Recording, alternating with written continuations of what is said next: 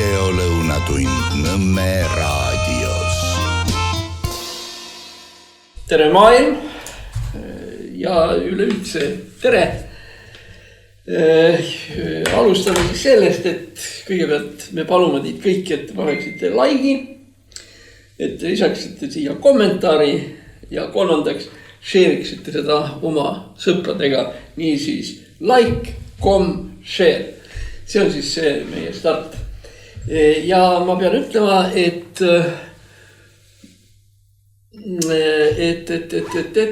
Nõmme raadio kuulatavus, ma ei tea, kui palju teda päris täpselt on, aga tegelikult kuskil kord nädalas mul ikkagi juhtub keegi, kes ütleb, et ta väga kuulab Nõmme raadiot ja mäletab kõiki saateid ja mäletabki. No ma ütleksin sellise tähtsa sündmuse, nagu möödunud nädal möödus 100 aastat Eesti akadeemiku Karl Rebase sünnist, kuhu konverentsile Teaduste Akadeemiasse olid tulnud tuntud füüsikud, kes on tõeliselt teadust oluliselt edendanud ja siin Eestis olnud. Ja kohal olid siis ka meie tõeliselt tuntud füüsikud ja akadeemikud nagu Vladimir Žižnjakov, kes tegi telesilla vahendusel oma ettekande, Peeter Saari, Jaak Aaviksoo, Einasto, Mart Saarma ja nii edasi, tähendab selle tasemega Eesti tipud, kus muuhulgas räägiti ka sellest, kui me ütleme, et nõukogude ajal oli nii ja nõukogude ajal oli naa ja see oli halvasti ja nii edasi, aga oli asju, mis olid hästi. Ja hästi oli muuhulgas ka füüsika Eestis, eriti tahkekeha füüsika. See on siis see koolkond, mille mingil määral rajas Fjodor Klement, kes oli ka ülikooli rektor ja tuli Leningradist ja sotsialistliku töö kangelane ja kelle juures õppisid ka just Karl Rebane ja teised, keda, mida võib siin ühel või teisel määral nimetada, mis ma ütlesin, Žižnjakov, Saari, Aaviksoo, eks ole, aga kindlasti Harald Keres, see on kuulsa Paul Kerese vend, kes oli rahvusvaheliselt tuntud ja väljapaistev relatiivsusteooria õpetlane ja terve rida teisi, aga miks ma hakkasin sellest rääkima? Ma arvan, et te kõik olete sellega nõus, et kõik need siin nimetatud nimed on väga soliidsed ja need on ka tänapäeval, ütleme, füüsika tipp rahvusvahelises ulatuses. Nooremaid ma lihtsalt ei tunne, neid vanemaid nagu Aaviksoo lihtsalt, nad on mul eakaaslased ja Aaviksoo on koolivend. Nii et ma ei tea, mis siin noores füüsikas praegu toimub. Aga ma arvan, et te kõik olete nõus, et akadeemikud on väga soliidsed ja lugupeetud ja targad inimesed. Nüüd mul ei löö ette tingimata need kaks nime, aga üks ja teine täis akadeemik füüsik tuli minu juurde ja ütles, et ta kuulab usinalt Nõmme raadiot ja et tal on kohe eraldi aeg Nõmme raadio kuulamiseks 4 päeviti antud. Täiesti ootamatu, sellepärast, et 9.10 on ju Nõmme raadio kohta alati räägitud see, et see on natukene lihtsamate meeste või kunagi öeldi rekkameeste ja taksojuhtide raadio. Tõenäoliselt ei ole kunagi päriselt seda nii olnud, aga ühesõnaga, teisest küljest, ma möönan, et veel nädal aega tagasi, kui oleks minu käest küsitud, et kes on need inimesed, kes Nõmme raadiot ei kuula, ma oleks öelnud, et Teaduste Akadeemia akadeemikud ja füüsikud tuleb välja, läkski viltu. Kuulavad küll. Ma ei ütleks, et massiliselt, aga siiski 2 eraldi lugu, kus juures üks ütles lihtsalt niisama surus kätt, et küll on tore. Ja teine mees läks mingisuguse meie asja pärast vaidlema, millega ta siin Nõmme raadios nõus ei olnud, aga võiks ole. Nii, kuna me praegu alustame, siis ma kasutan juhust ja täidan oma püha kohust sellega, et ma ütlen, et me oleme väga tänulikud kõikidele meie raadio toetajatele. Vajad on rasked ka majanduslikus mõttes, aga kui iga vastaja toetaks meid kas või 1 euroga, oleks meil juba märgatavalt kerge. Aga ma loodan, et on olemas ka natuke suuremaid võimalusi meie kuulajate hulgas. Ja ma tahaks öelda, et kui te nüüd vaatate ka seda saadet või teisi, ma arvan, et siis te saate aru, et te olete oma panuse eest ja oma toetuse eest midagi ka vastu saanud. Julgen väita, et paljud asjad, mis me siin räägime, on ikkagi tegelikult huvitavad ja teiseks nad on vajalikud ja olulised kogu Eesti rahvale ja sellest teadmised, et Nõmme raadiot kuulatakse, ma ei imesta üldse ka Otepääl ja Rõuges või kus iganes. Nii, aga nüüd siis meil on nagu möödunud nädalal 2 sihukest asja, millest rääkimata ei saa jätta, ei saa mitte vaiki olla. Üks asi me oleks pidanud rääkima, sellest plaanis oli kusagil mais-juunis, aga tuli nüüd välja. Igal pool on kuulda, lükkad raadio sisse, kuulad Kuku raadiot või Rahvusringhäälingut, tuleb välja, et on välja ilmunud järjekordset raamat, mille nimi on Kapo aastaraamat. Paari aastaraamatut me oleme vanasti näinud, aga nüüd kõigepealt selle mitte nii, muide, me ei saa rääkida Kapo aastaraamatu sisust, sellepärast meil seda raamatut ei ole. Ja teie, kallid kuulajad, kui te tahate Kapo aastaraamatut näha ja kuulda ja pilte vaadata, te ei saa seda. Ainus võimalus, kus te selle kätte saate, on Kapo kodukas. Aga siin on see probleem on suures osas siiski selles, et mis pärast aastaraamat kui niisugune ei figureeri kusagil raamatuna, et inimene saaks selle endale osta ja nii edasi. Miks, kas see on paberi kokkuhoid või mis, aga igal juhul ma väidan, et siin on mingisugune sihukene, teate, mis ma ütlen? 1956. aastal oli partei 20. kongress, kus esines salajase ettekandega Nikita Sergejevitš Hruštšov ja paljastas stalinismi. Huvitav oli see, et see ettekanne oli salajane. Kuidas saab olla ettekanne salajane, kui saalis istub 800 inimest? 800 inimese hulgas on nagunii 1 või 2, kes räägivad, mis seal oli ja nii edasi, nii edasi. Nii et see salajasus oli mingisugune mäng selle ümber. Et on salajane, aga samal ajal ta on salajane niimoodi, et kui sa väga huvi tunned, sa saad selle partei saladuse kätte. Siin on see sama olukord. Et tähendab, meil on tegemist ühest küljest nagu aastaraamatuga, mis on mõeldud kõigile, aga teisest küljest on ta kinni blokitud selles mõttes, et sa saad teda, muide, kui palju üldse on meil neid inimesi, kes saavad rahulikult lugeda asju internetis, kui palju on neid, kes internetile ligi ei pääse ja nii edasi, et ühesõnaga siin on mingisugune imelik piirang on nagu peal. Kusjuures väga segase, ma ei teagi, ma tahan öelda motivatsiooni lihtsalt ei ole. Aga nüüd tuleb üles järgmine küsimus. Tähendab, nii see raamat, kui seal midagi on, kui ka muidu tõstatab ühe väga tõsise juriidilise probleemi, mis on kaitsepolitseiga seotud. Ja nimelt. Nii nagu näiteks praegu see Tõnis Mölderi lugu, et kas arreteerida või mitte ja nii edasi, kus ujus pinnale üks selline asi, et telefon on pealt kuulatud. Kusjuures väga sageli on telefone pealt kuulatud ilma juriidilise loata. Pealt kuulata tohib prokuratuuri loa, aga kui palju on olnud neid kuulamisi, kus prokuratuuri luba tegelikult ei ole. Võib-olla üks kõige selliseid ägedamaid case oli omavaheline maadevahetuse case, kus 39 köidet olid siis pealt kuulatud telefonikõned, milledel puudus igasugune seos uuritava kriminaalasjaga. Ehk teiste sõnadega on näha, et meid kuulatakse pealt ka ilma vastava loata, ilma prokuratuuri loata. Nüüd tekib küsimus, aga mis kasu sellest kuulamisest on ja mis edasi saab? Ja vastus on järgmine. Kaitsepolitsei probleem seisneb selles, et ta koosneb 2 omavahel sõltumatust ja juriidiliselt eristaatusega osast. Ühelt poolt, ma ei tea, pool kapot, kui palju seda on see firma, mis tegeleb kuritegude ja kriminaalasjade uurimisega.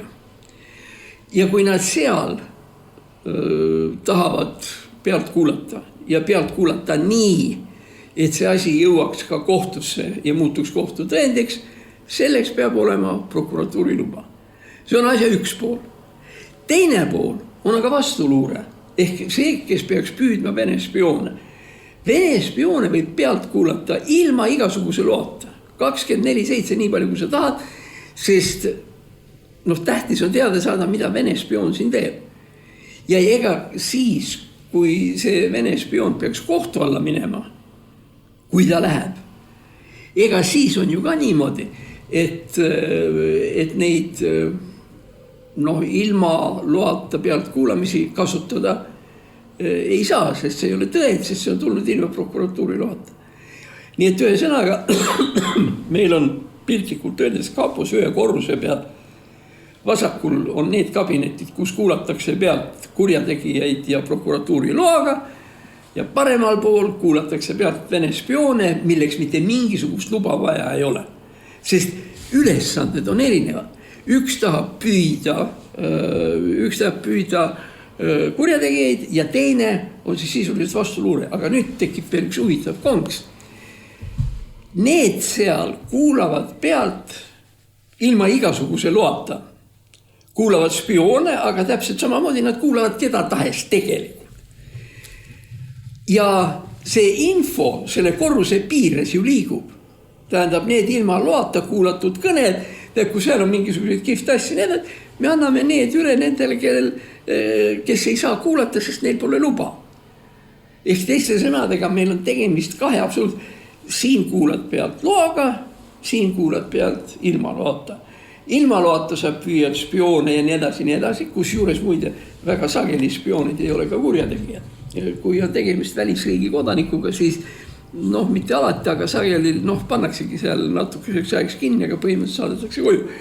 Ühesõnaga Vene spioon tahad või mitte, ei ole mitte midagi muud kui Vene riigi ametnik, kes võib olla väga hea inimene, aga kelle töö on niisugune. Ja selles mõttes on ka suhtumine, ütleme, välisriigi luurajasse mõneti teistsugune. Aga siin teisel pool on meie oma Pasatski, kes on kurjategija. Ja nüüd see fakt, et sellele kurjategijate püüdmisele, ja küll võtame niimoodi, et on teada tüüpiline valgekraeline altkäemaksu lugu või midagi nedasi. Ja nüüd tuleks tarvis nagu pealt kuulata, kuidas see värk käib, aga prokuratuuri luba ei ole, prokuratuuri luba ei ole kohtuluba, kes seal iganes on.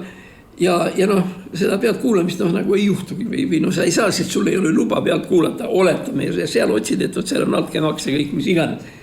Mis sa siis teed? Sa oled koridori teise otsa sinna, kus mehed kuulavad ilma igasuguse loata. Lihtsalt ütled, poisid, vaadake niimoodi. Ja seal on ju juhus ka selles, et kui see ilma loata pealt kuulamine mingeid tulemusi ei anna, siis lõpetatakse see asi ära ja keegi ei saa kunagi teadagi, et seda või teist isikut on pealt kuulatud. Sa saad teada selle pealt kuulamise, mis toimub ametlikult ja loaga, aga sa ei saa kunagi teada selle teise poole pealt vastuluure, kus neid lubasid ja asju vaja ei ole. Ja selles mõttes ma olen sellest enne ka rääkinud, mind on tegelikult pärast kõiki neid pulle, mis on olnud nende salajaste lindistamiste ja pealt kuulamistega ja nii edasi, mul on tekkinud kogu aeg tunne, et see kapo nimi ei ole õige. Kaitsepolitsei, miks keda ta kaitseb ja mille eest ta kaitseb? Ühest küljest ta tavaline politsei, kes ajab taga kurjategijaid ja teiselt poolt vastuluure, kes püüab spioon. Kus siin kaitse on? Kaitset ei ole. Ja sellepärast ma olengi teinud selle ettepaneku, sest see vastaks ka sisult tegelikult õigemini, on see, et me võime rääkida sellest kui salapolitseist. Olgu ta siis Salpo või ükskõik, mis ta nimi on, aga mitte see või siis veel parem, nii nagu on Rootsis, on julgeolekupolitsei, säkerhetspoliis. Venelastelgi muide ei ole mitte ahranna ja poliitsia ja nii edasi, vaid on föderaalne služba, mida bezopasnosti. Viimane kord, kui tegemist oli selle sõnaga kaitse salapolitsei juures oli Vene tsaaripolitsei 4. osakond, ehk selle nimi oli Ohranna ja Delenia ehk Ohranka. Võt seal see oli olemas, aga no erinevus näiteks isegi Ohranka ja meie kaitsepolitsei ja selle vahel seisneb üldiselt selles, et Ohrankas oli siis ametis, Vene salapolitseis oli siis ametis, usu või ära usu, kas 25 või 30 agenti, kõik suure Venemaa peale 30 inimest, kes töötasid salapolitseis. Nii et see oli sisu, oli absoluutselt teise tähendusega. Kusjuures see Ohranna ja Delenia, see sõna Ohranka tegelikult oli algselt mõeldud tsaaride ihukaitse korraldamiseks, tähendab, kellele see allub. No ja hiljem muidugi, siis oli juba olukord hoopis teissugune, mida meil praegu veel oli siis, kui 1880, 1890 hakkasid üliõpilasrahutused ja massiliikumised ja atentaadid Aleksander II lasti maha või lasti pommiga surnuks ja nii edasi. Nii et see oli, nii et Ohranka oli absoluutselt mingisugune teine sisu. Aga see asjaolu, et me oleme oma salapolitseile võtnud nime tsaari Vene 4.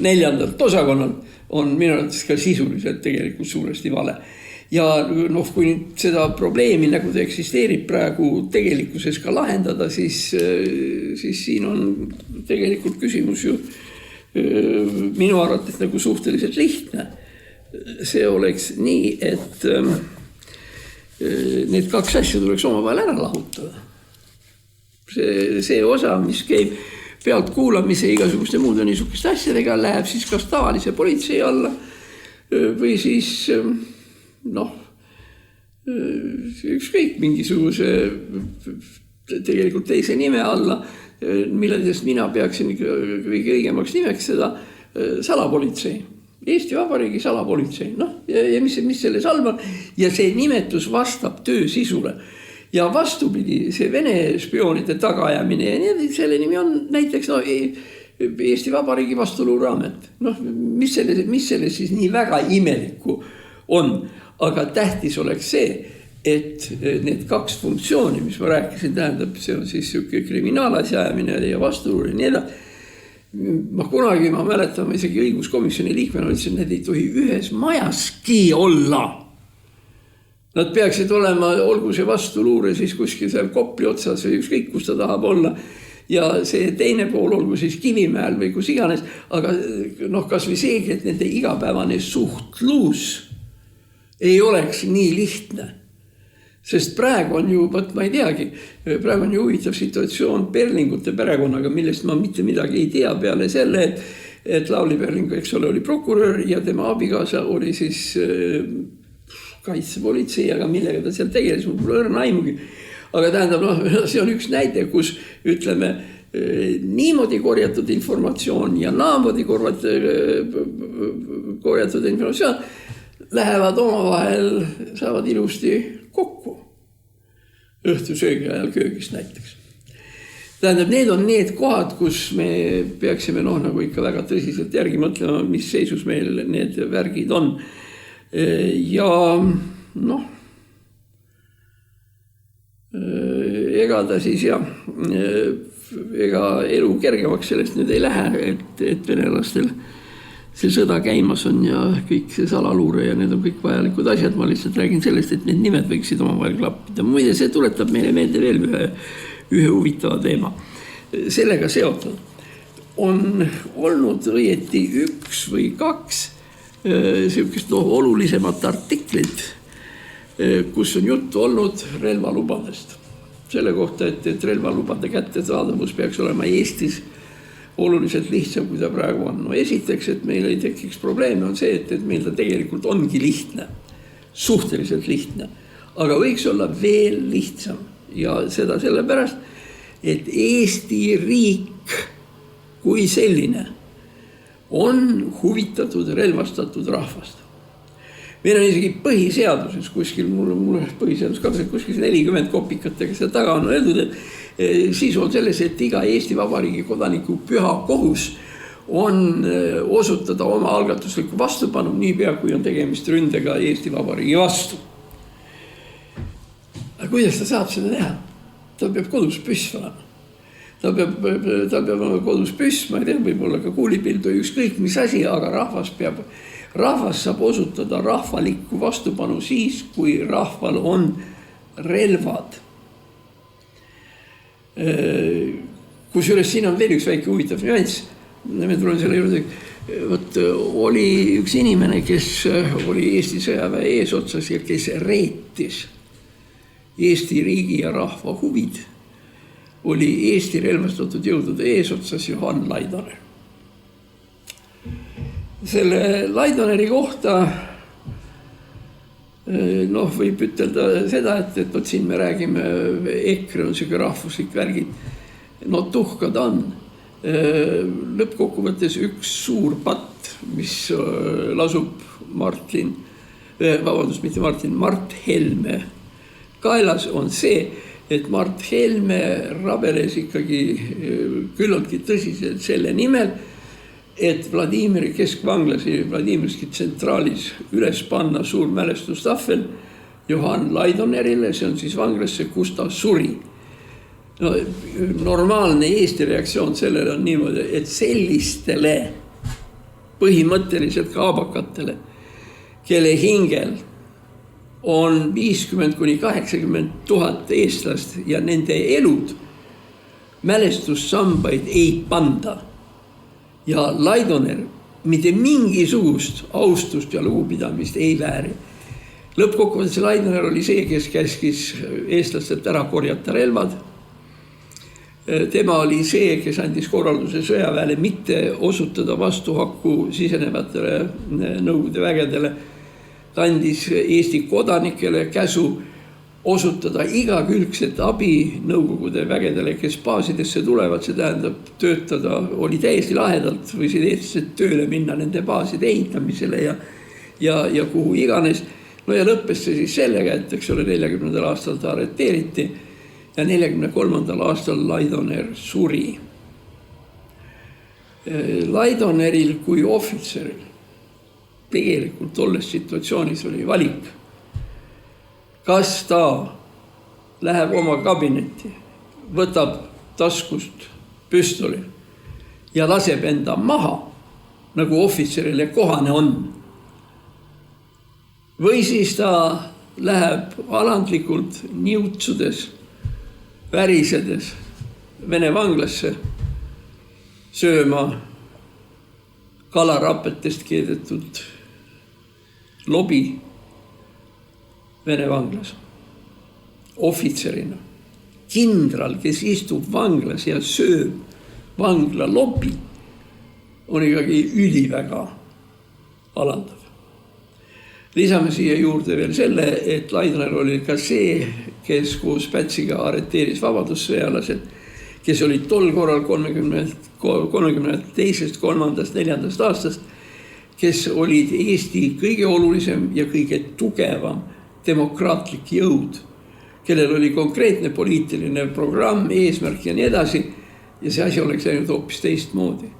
Kujutada endale ette, et Artur Sirk või siis kindral Andres Larka hakkavad pugema venelaste ees 40. aastal, seda on võimatu endale ette kujutada.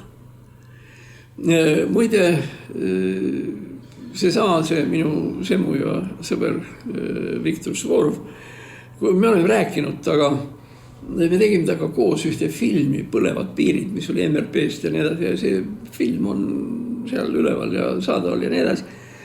Ma nüüd ei mäleta, kas see koht jäi sisse või ei jäänud, ma loodan, et jäi, aga viimase montaaži tegi Juhan Aare, nii et ma päris täpselt ei ole kindel.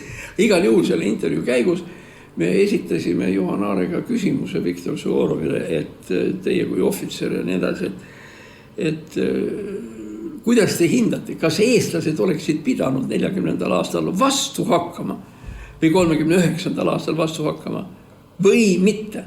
Et tol korral arutati, et vastaksid ja nii edasi. Suvorov ütles, et tema ei oska tollaseid täpseid olusid siin Eesti sisepoliitikas, välispoliitikas küll, sisepoliitikas täpselt hinnata. Aga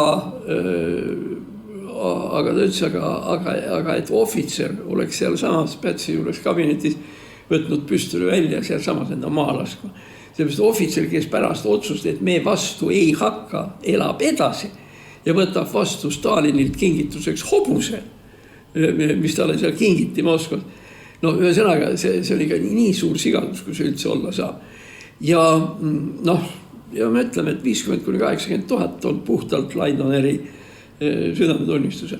Ja tegelikult see, et Laidoner vanglasse läks, on tegelikult väga issandale meelepärane tegu või tänapäeval me ütleme karmavõlg, mis taga kaasas käis. Lihtsalt selle verise reetmise eest koos Pätsiga, Päts polnud mitte vähem süüdi.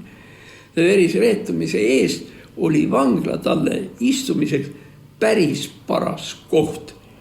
Aga mis muidugi käib ikkagi täiesti üle mõistuse, on see, et Eesti saadik Mart Helme rabeleb ennast hulluks, et üles leida esiteks see haua oletatav koht, mida nad õnneks ei leidnud üles. Ja läheb mingisugust tahvlit sinna üles panema ja nii edasi. See ei ole raske ette kujutada. Ma arvan, et kui venelased Laidoneri natuke lähemalt tunneksid, nad oleksid koos Helmega läinud seda tahvlit üles panema, sellepärast, et lõppkokkuvõttes Laidoneri trumptegu või selline tipptegu oli ju ikkagi Eesti riigi reetmine. Muidega ma ei ole väga hästi aru saanud, mida kuradit see ausammas seal Viljandis teeb.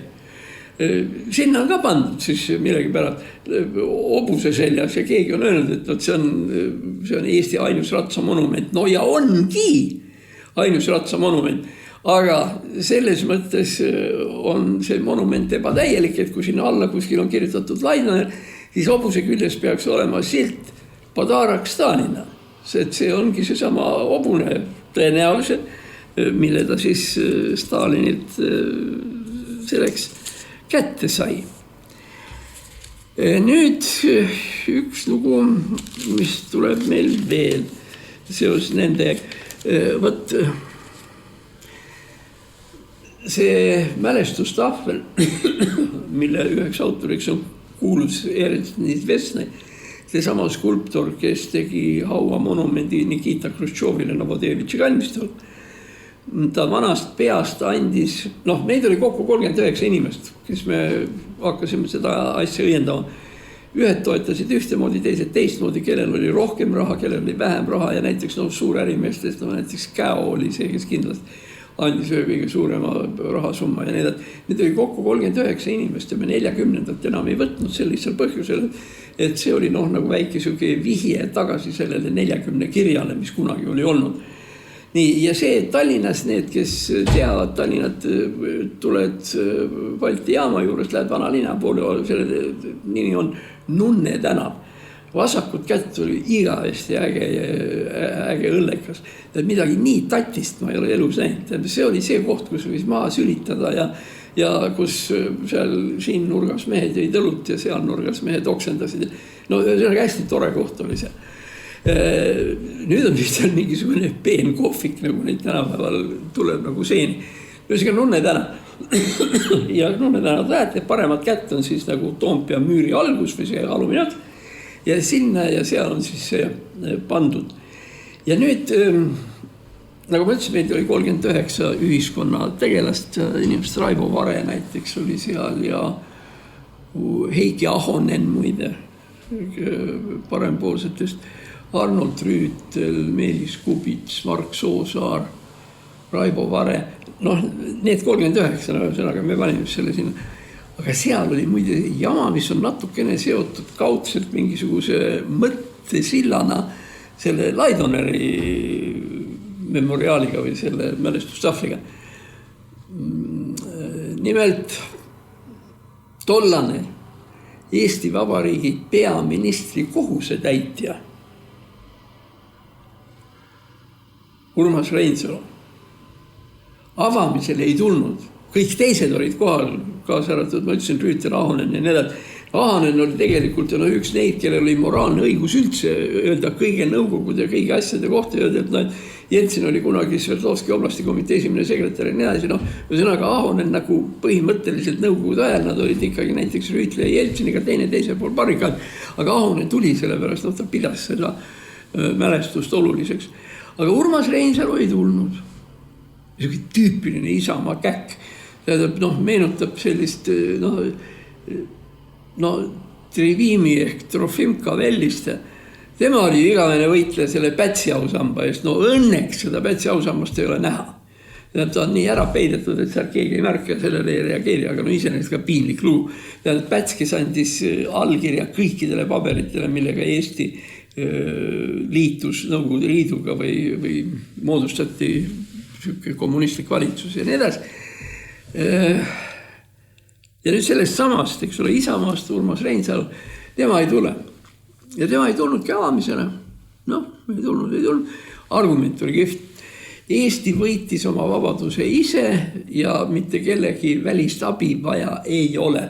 Sealhulgas ei ole vaja olnud ka Jeltsini abi. Võt see nüüd näitab, tähendab, et mis juhtub siis, kui inimese ajalooline tunnetus on vildak. Sest kui me natukenegi mõtleme selle peale, et millised olid asjaolud ja nii edasi. Ainuüksi ka see samagi üks asi, et Jeltsin tuli Eestisse siis, kui Balti riikides hakkasid juba paugud käima. Ja Jeltsin tuli Eestisse ja kirjutas alla oma sõpruse koostööleppele Eesti Vabariigi ja Venemaa vahel, mis tähendas seda, et Gorbatšovi mehed seal Moskvas ja nii edasi ei julgenud ju Eestisse sõjaliselt tulla, sellepärast Jeltsin oli siin. Kusjuures Jeltsin riskis ja selleks, et Jeltsini need riske maandada, pärast seda, kui ta oli paberitele alla kirjutanud, ta siis läks nagu kohvi jooma või pitsikest konjakit või midagi taolist. Ja ühel hetkel siis meie julgeolekuteenistused 91. aastal, nad avastasid, et Jeltsin on kadunud. Teda ei olnudki. Läks sinna, puhvetis ei ole, puhveti proua ütles, pole käinudki. Läks järsku Kempsu, ei ole, mehed uurisid kabiinides ka ei ole. Kus veel? Ja Jeltsinit lihtsalt ei ole ja ei ole ja ei ole. Ja vastusprobleem lahenes, küsimus lahenes sellega, et Jeltsin, kes ütles, et ma tulen 5 minuti pärast tagasi või 10 minuti pärast tagasi, istus maja ees, Riigikogu ees, kergesõidu autosse Moskvitš ja nad sõitsid selle Moskvitšiga üle Narva piiri minema. Ühesõnaga ta sisuliselt selleks, et midagi, et ei oleks atentaati või arreteerimise või provokatsioone või kõik mida. See oli ohtlik aeg. See oligi ohtlik aeg. Ja nüüd tuleme tagasi selle juurde, millest me rääkima hakkasime rääkima tegelikult relvalubadest. Et kui me tahame olla hästi kaitstud riik, siis kodanikud peavad olema relvastatud. Need inimesed, kes ütlevad, et oi, et siis püssidega, et läheb jõle paugutamiseks ja kõik, kui ohtlik see kõik on, kui relvad inimeste käes on. Vastus on see, et kallid kaasmaalased, kui te loete ajalehti või siis mõnikord kuulate näiteks Katrin Lusti Kuuria saadet või mõnda teist asja, kas on niisama uudiseid, siis te märkate, et on küll inimesi, kes relvadest maha lastakse. Püstolid, revolvrid, püssid ja nii edasi. Aga kõik need, millest maha lastakse, on legaalsed relvad. Tähendab, see ei ole mingisugune põrandaalune relvakaup või midagi taolist, vaid need on legaalsed registreeritud relvad ja need, kes kuritegusid sooritavad, on legaalsed relva omanikud. Mis sellest siis nüüd järeldab? See, kas luba on või luba ei ole, ei oma sisuliselt mitte mingisugust tähtsust. Need, kes on mõrtsuka kalduvustega ja nii edasi, see leiab endale relva ka täna. Kui mitte muidu, siis lihtsalt kas varastabki kuskilt või mis iganes. Ja siin on ju mitme. Tule taevas appi, kui me mõtleme praegu tagasi Margusega oma lapsepõlve ja koolipõlve peal, siis tähendab minul oli koolis, ma arvan, et Margusel ka oli piisavalt koolivendi ja koolisõpru, kes olidki relva hullud. Ja siis leiti kuskilt vasktoru, millel oli üks ots kinni, siis sinna topiti sisse need tiku väävi otsad, löödi see ise kinni ja siis pandi see pauk ja ei olnud mingit relvaluba vaja ega midagi. Muide, mis tuletab mulle meelde, mul oli üks aasta noorem poiss, kes oli muide Jaak Aaviksooga ühel kursusel või ühes klassis Miina Ärmas. Tema nimi oli Julius, aga andmekaitse eesmärgil ma ei ütle tema perekonna nime. Küll ma võin öelda, et ta nüüd on ikkagi olnud väga edukas ärimees Iisraelis, eriti kinnisvara asjades ja nii edasi. Ma ei tea, kuigi tema kalduvused relvade ja paukude suht. Ühesõnaga, temaga oli niimoodi, et see on selline 3-4 korruseline klassitsistliku stiilis maja, on see Tartu teine keskkool. Ja meie oma pinginaabriga kuskil teisel korrusel midagi olime klassikorrapidajad, mis tähendas seda, kui kõik koju läksid, siis meie pidime põranda ära pühkima ja igasugused asjad seal tegema nii edasi. Pesema tahvli puhtaks ja see. Ja meie siis rahulikult, sõbralikult ja heatujuliselt koristame, kui koolis käib niuki jõmakas, et maja väriseb. No kui me räägime 60-ndatest aastat, et eks siis ikka räägiti sellest ka, et ameeriklased tulevad meile kallale ja nii edasi, mis oli meie absoluutselt esimene reaktsioon. Ja ma pean oma pinginaabri, see Toomas Taali-Auks, kes on maaehitusinsener, tema Auks ütlema, et minu lihtsalt jäin seisma ja tuikusin koha peal, aga tema viskas enda kõhuli, mis oli tegelikult iseenesest väga, väga tark mõte. Ja siis, kui me tundsime, et nüüd on vaikus majas, siis me läksime koolimaja peale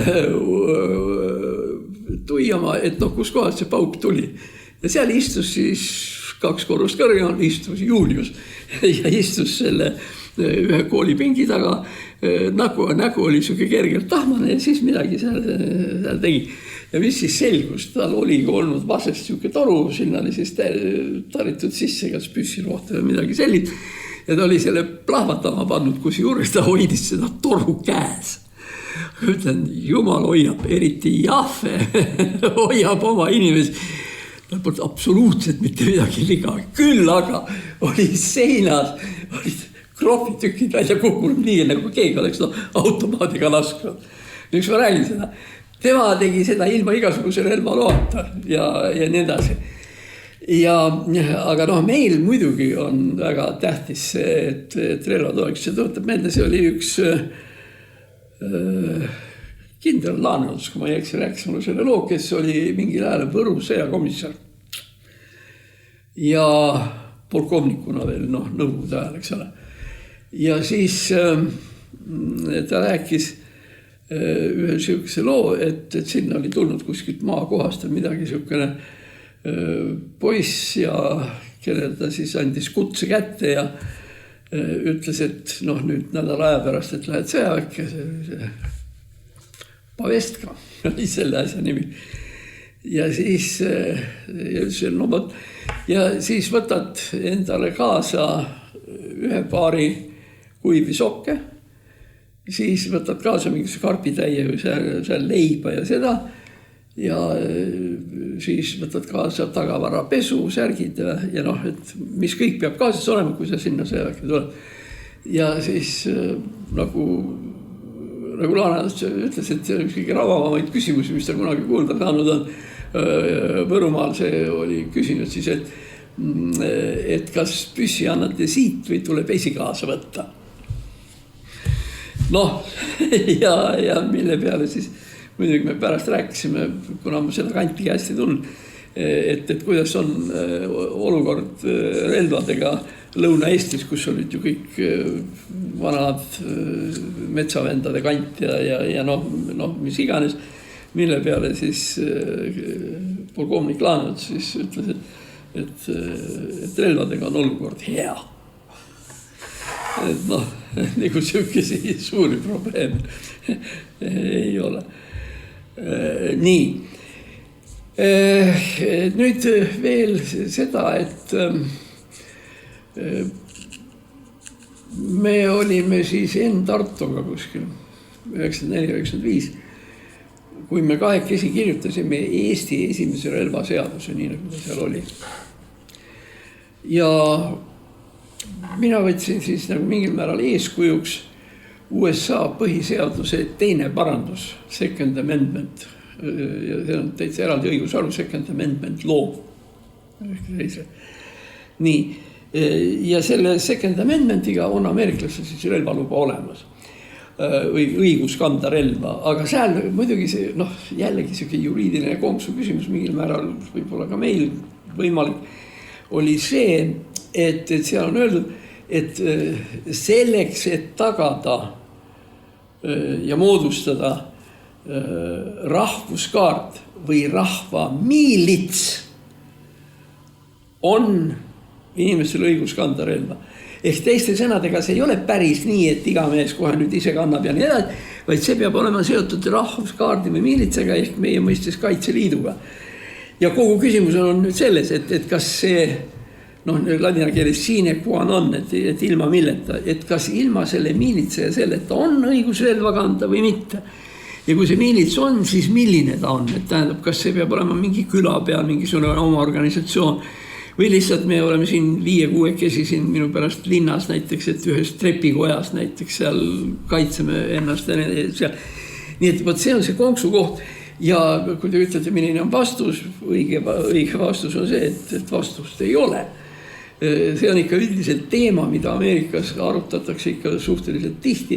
Ja see tuleb jälle, kerkib see küsimus üles, kui on mingisugune täiesti skandaalne või legendaarne see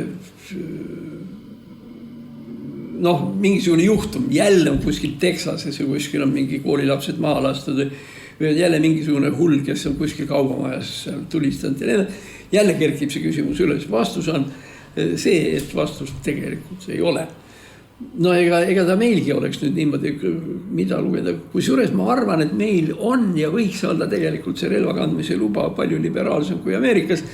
Juhul, kui me, vaat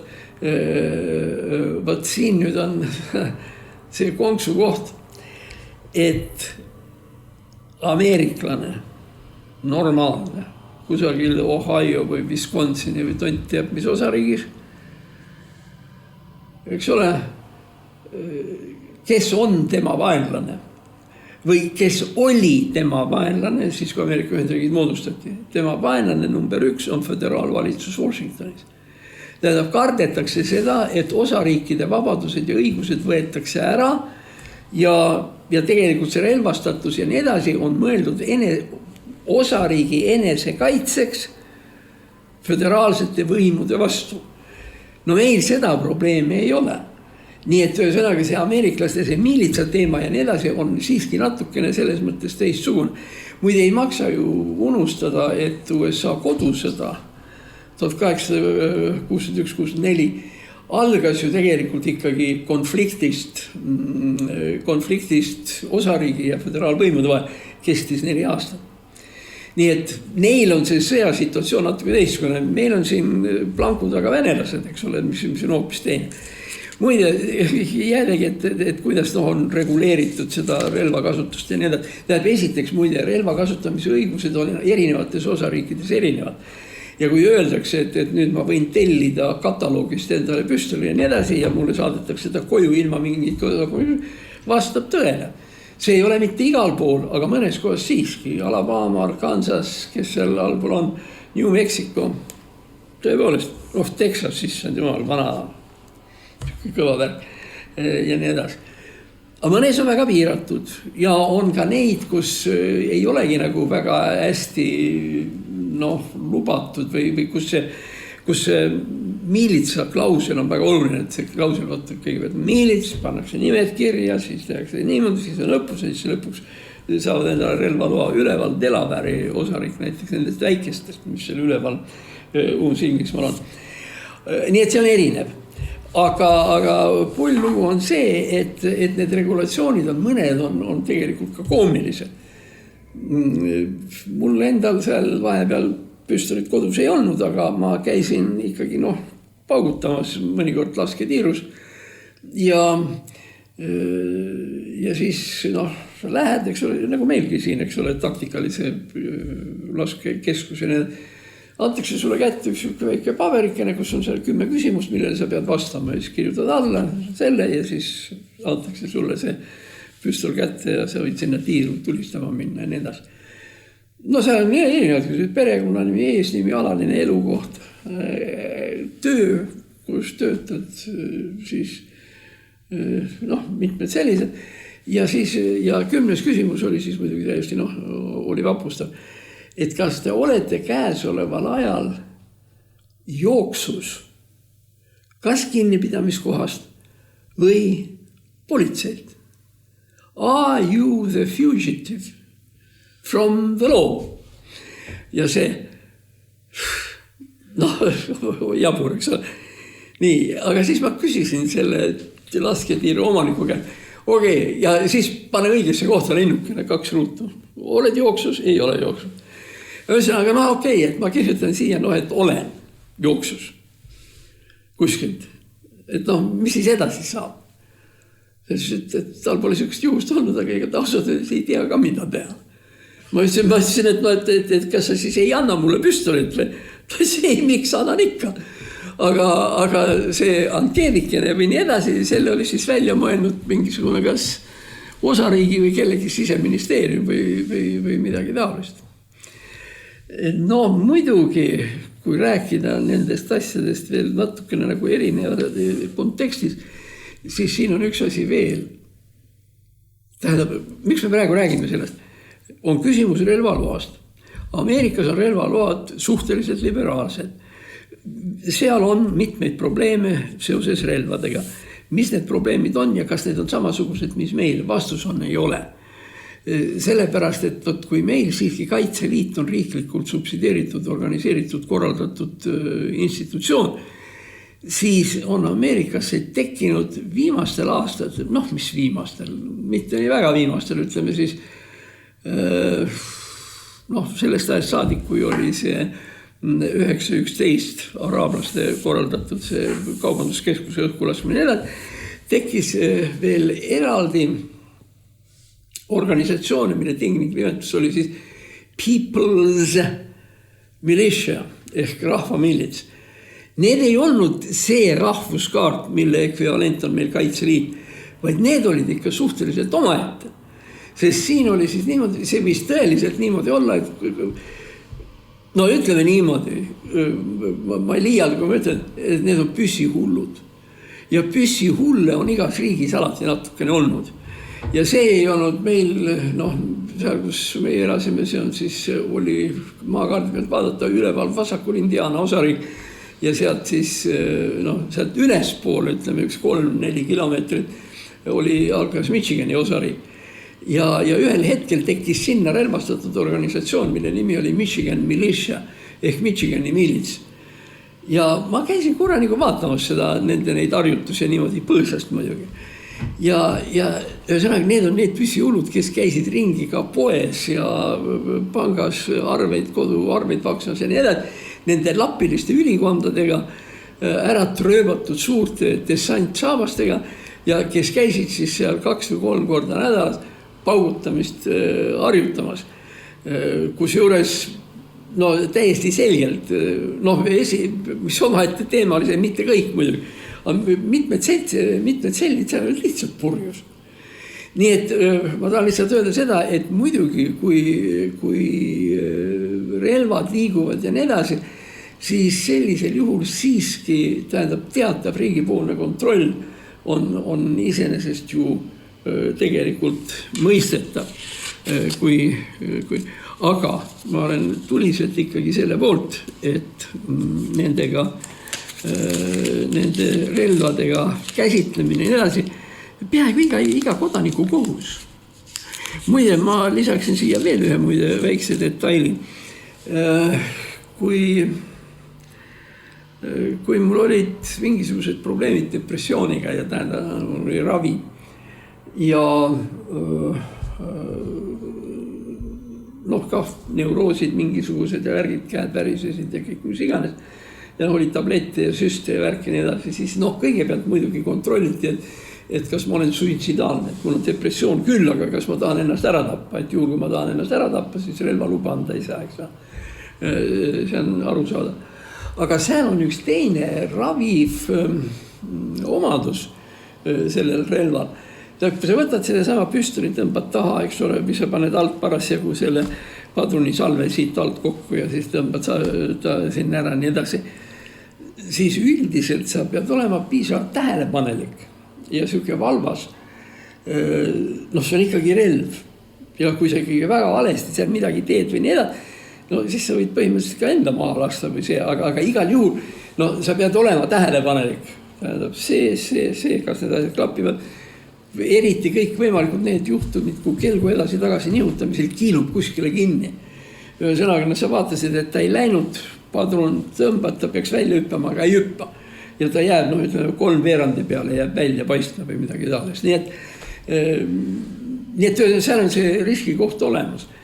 Ja seda siis ka depressiooni või neuroosi arst ütles, et esimene plusspunkt lasketiiru minnes ja püstolit saad, on see, et sa fokusseerid oma tähelepanu sellele.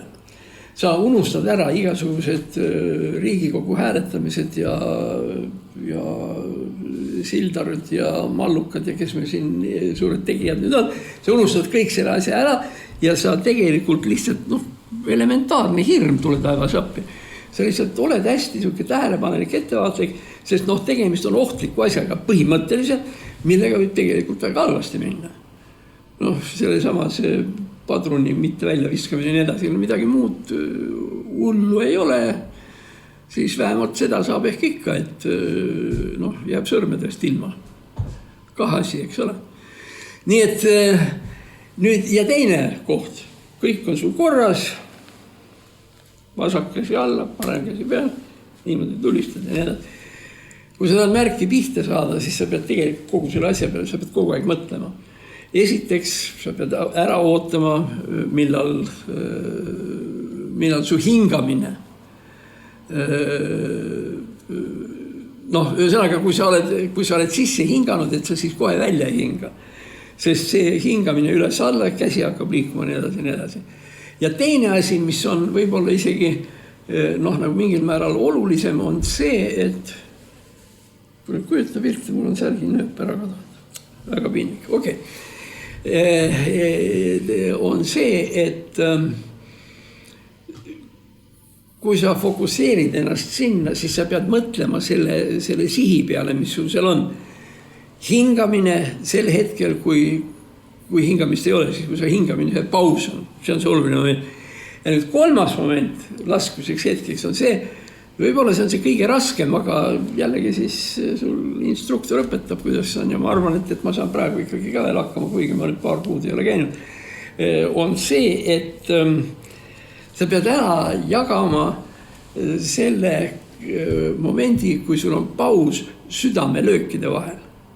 Aga seda ei ole eriti kerge, täiesti tehtav. Ma arvan, et kui ma sulle praegu seal seletama hakkan või nii edasi, ma arvan, et me 15-20 minuti pärast saame kätte, kus sa kuuled oma südamelööki. Nii et siis hingamine, südamelöök, pauk. Ja kui sa kõiki neid asju teed, siis jälle ei tule sulle meelde ei Birgit ega keegi teine seal, kes meil seal veel kõik olnud on. Kogu see Eesti poliitiline, seikluslik ja sotsiaalne taust ja kõik läheb ära. Ja reaalne tulemus on see, et sina, kes sa oled neurasteenik ja kellel sul on depressioon, lasketiirus käimine tähendab seda, et kuskil 5-10 minuti jooksul sa tegelikult rahuned maha, sellepärast, et sa pead ja sa oled sunnitud mõtlema teistele asjadele. Kui sa vaatad, et see kurat võib mulle praegu mul sõrmed ära viia nii edasi, siis viimane asi, mille peale sa mõtled, on Riigikogu infotund. Nii et selles mõttes ma ütleksin nii, et see püstoliga paugutamine on tegelikult kasulik. Ja Ameerikas on väga võimas lobi, kes on tulirelvade pooldaja ja toetaja ja nii edasi. Mina maksan ka sellele oma väikest lõivu kord aastas, kuna ma olen väljaspool USA-d ja mul ei ole relva ja nii edasi, ma ei pea millestki raporteerima, aga liikme maksan ikkagi 200 euri aastas. Ja selle kontori või selle ühingu nimi on National Rifle Association ehk rahvuslik püsside liit või püssiliit. Ja sinna võivad kuuluda kõik inimesed, tingimus üldiselt on see, et nad peavad olema kvalifitseeritud või mingi relvaloaga olema või peab relv olema ja nii edasi. Ja nendel on üks kuulus lausung. Selle National Rifle NRA loosung on see guns do not shoot, people do. Püssid ei tulista, tulistavad inimesed. Vot niuke värk. Mul nagu ei olnudki otseselt nagu plaani hakata sellest asjast nii pikalt rääkima, aga nii nagu meil igasuguste nende saadete lõpupoole ja nii edasi, mingisugused kiired naljakad asjad. Aha, nii kapost me oleme rääkinud, püstolist me ei pidanudki rääkima muide. Nii imelikkusega ei ole. Aga kaks teemat. Üks teema on 1 minut ja teine teema on 5 minutit, teis on saade läbi. Me oleme rääkinud sellest, kuidas tehnoloogia areneb. Telefoniputkasid ei ole, perfokaarte ka ei ole, sõidame tänaval tõukeratastega, mida vanasti ka ei olnud ja nii edasi, nii edasi, nii edasi. Muudku areng. Aga nüüd ma sattusin peale ühele sellisele arengule, kus ma ütleksin, et ma ei ole kindel, kas see areng on meile kasuks või kahjuks ja kas see on arendajale kasuks või kahjuks. Meil on olemas siuke pood nagu Lidl. Et mitte liiga teha ja nii edasi. Lidl on selles väga see muinasjutuliselt head leivad, erinevad bagettid ja mis iganes. Ja mis kõige tähtsam, seal on väga head vorstid, doktorivorst ja see, mis on vist kuskil välismaal tehtud. Ühesõnaga, ma tahan kõigepealt enne, kui ma midagi pahast ütlen, ma ütlen midagi hästi, Lidl ongi kihvt ja hea pood. Ja seal on väga palju igasuguseid muid toredaid kodumajapidamisasju ja nii edasi. Nii et soovitan minna, ise väga tihti ei käi, aga ikkagi. Nii. Nüüd see käru, mille sa sealt võtad ja millega sa pead poodi nagu sisse minema. Vanasti oli niimoodi, et sa lasid sinna 1 euro sisse, käru, see lukk tuli lahti, läksid poodi, tulid alla, võtsid need asjad kärust välja, mis sa ostnud olid, panid oma kotti ära ja nii edasi. Ja kui sa siis vajutasid selle käru sinna tema seisukoht, siis tuli see sinu 1 euro tagasi. Nii et niuke euro sisse, kasutad, tuleb ära, euro välja, kõik, nii. Nüüd siis seda enam ei ole. Seal on siis esimene asi, mis sa pead tegema, mis juba tekitab see, on see, et seal on spetsiaalne hoidja, kuhu sa pead oma mobla sisse panema. Aga kui sul nüüd moblaga on see värk, et sul mobla on ka mingisuguses futlaris või mingisuguses ümbrises sees, ta lihtsalt ei mahu. See tähendab, esiteks ma võtan mobla välja ja ma võtan ta välja sellest, mis tema ümber on. Nii. Nüüd siis kõigepealt, pool tekst on muid inglise keeles, kõigepealt on see esimene asi, scan and go. Mida sa pead skaneerima, ei ole selge, aga go. Sisse logida. Siis ava Lidl Plus äpp, vali scan, teist korda kas see sama, logi sisse oma QR koodi abil. Ühesõnaga mingisuguses IT-firmas sul läheb nagu pool tööpäeva ära, et kõik need protseduurid ära teha. Nii siis, kes tahab, kirjutage üles. Scan and go, punkt, sisse logida, siis ava Lidl Plus äpp, uuesti vali scan, logi sisse, aga nüüd juba QR koodi abil. Ma siis hakkasin nagu mõtlema, et kui asi juba nii hulluks on aetud. Et võib-olla oleks tore, kui seal oleks lihtsalt tavaline poelett ja poeleti taga oleks tavaline müüja valges kitlis ja nii edasi. Igal juhul läheks kiiremini, paremini kui see. Ma proovisin seda tekki teha 2 korda, ei tule välja. Nii et kõik need, kes on IT-asjades alaarenenud, teil läheb Lidlis raskeks. Teil on küll võimalus vorsti osta või vorsti vaadata, juhul kui see on ainus asi, mis te ostate, nii et seda käru pole tegelikult vaja kasutada. Ja viimane asi, millest väga täna kuidagi mööda ei saa, on seotud eelmisel pühapäeval toimunud Ungari parlamendivalimistega, kus võitis väga suurelt Tissa. Tissa nimi muide tuleneb jõest, Tissa jõgi. Muide oli kunagi ka nõukogude ajal üks pioneeridest, üks raamat, mille nimi oli Tissa jõe. Aga siin oli tegelikult üks või kaks asja, millele tasub tähelepanu juhtida. Ungari valimistesse sekkusid ja küllaltki jõhkralt sekkusid venelased oma infokanalitega ja tule taevas appi ameeriklased, kes tulid, asepresident tuli Ungarisse ja sõna otseses mõttes kiitis ja rääkis, kui hea mees Orban ikka on ja nii edasi, nii edasi, nii edasi. Nii et see oli üks kõige jõhkramaid sekkumini üldse. Aga oli, mis oli.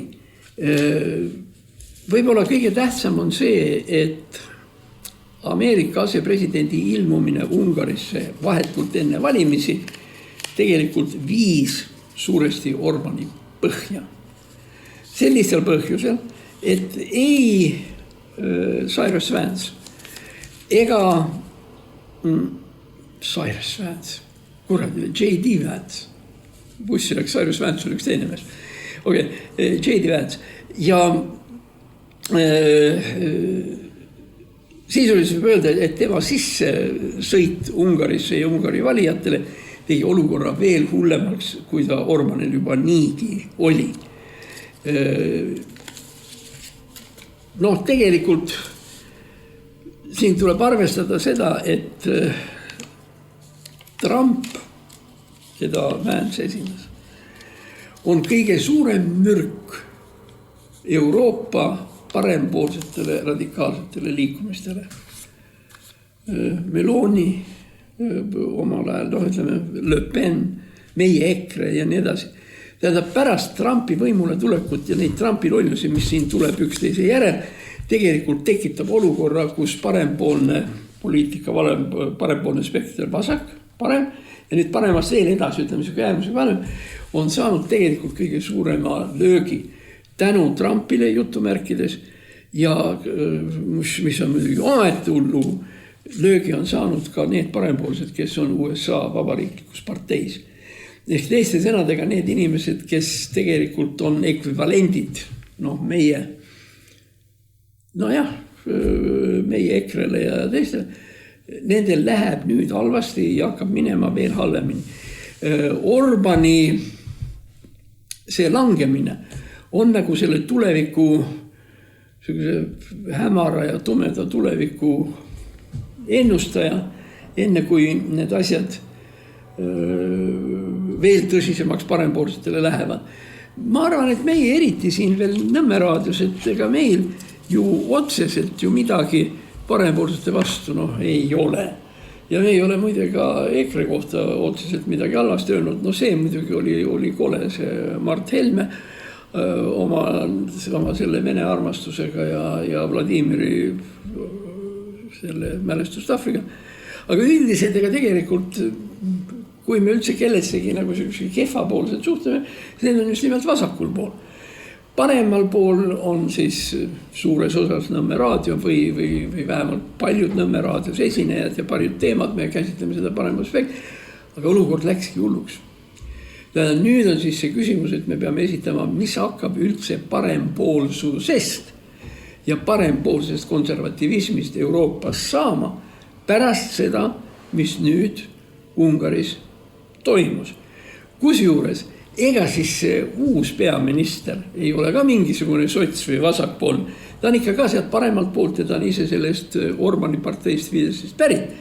Aga ta ei ole samal ajal erinevalt Orbanist, ta ei ole Moskva meelne.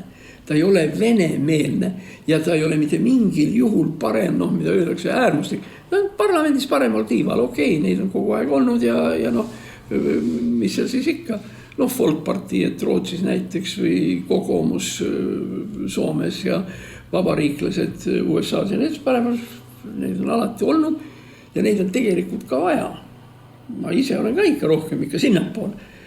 Aga muidugi, mis praegu ikkagi tekitab mul sellist poliitilist muret või see, et mis kogu sellest parempoolsest saama hakkab, kui Orban kaotas nii suuresti tänu oma lollusele, tänu sellele, et Trump assotsieerub Euroopas parempoolsusega ja Trumpi ei armasta. Ja Trumpi, võt EKRE on seal, aga ma arvan, et nad häbenevad nüüd ka natukene, küll nad võtavad taga. Et mis siis edasi saab? Kas siis nüüd nii lähebki, et Keskerakond hakkab kõik võimalikke asju riigistama ja riigi kasuks tegema? Muster näide, eks ole, Keskerakond on vastu põlevkivi erastamisele VKG-le. Miks? Sellepärast, et Kõlvart on ju ikkagi suuresti sellise nõukogude sotsialistliku orientatsiooniga poliitik, nagu ka Lauri Laats ja teised, kes nagu ei kujutagi eraettevõtlust normaalsena kunagi ette. Kas tõesti siis juhtub nii, et nemad hakkavad nüüd võitma ja valitsema? No loodame, et mitte. Oli veel siin paar siukest huvitavat asja. Mul on sellised muidu üles kirjutatud, et millal see Vladimiri Laidoneri see mälestustaflaadi, see oli aastal 1999, nii et mõnda aega tagasi. Okei siis, jääb siis täna nii ja nädala pärast siis näeme, aga meil oli täna tehnilisi probleeme. Ma ise ütlesin kaks asja valesti. Ma ütlesin selle Kapo raamatu kohta valesti ja Cyrus Vance ei ole. Ja siis keegi Pasatski seal, ma ei tea, kas ta puurib või freesib või mis asja ta teeb. Aga aitäh kõigile, kes te meid sellegi poolest kuulasite sellele mürinale vaatamata ja ma loodan, et see teid liiga ei sega. Kasutan juhust, et tänada kõiki, kes meid toetanud on. Ja uskuge, ilma teie toetuseta ei juhtu siin mitte midagi, sest päris tasuta asju lihtsalt ei ole olemas. Aitäh!